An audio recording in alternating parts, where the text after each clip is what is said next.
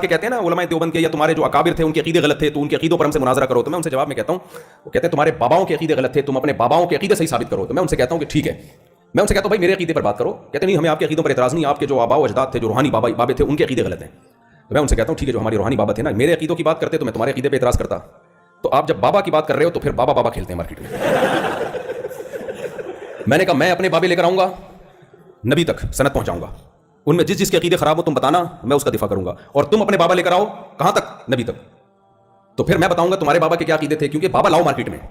دیکھو جب ایک دوسرے کو گالیاں دے رہے ہوتے ہیں تو ایک دوسرے کے مقابلہ، آپ مجھے گالی دے رہے ہو میں اپنا دفاع کروں گا، آپ کو برا بھلا کہوں گا، آپ اپنا دفاع کرو گے. لیکن جب آپ بولو گے مفتی صاحب تمہارے ابا ایسے، تو میں جواب میں کیا کہوں گا؟ تم ایسے یا تمہارے ابا ایسے؟ پھر میں کہوں گا تمہارے ابا ایسے.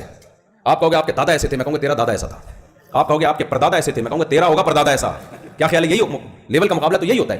اب مجھے ایک بات بتاؤ، میں آپ سے کہوں، آپ مجھ سے کہو آپ کے ابا ایسے تھے، میں کہوں تیرے ابا ایسے تھے، آپ کو میرے ابا تھے ہی نہیں.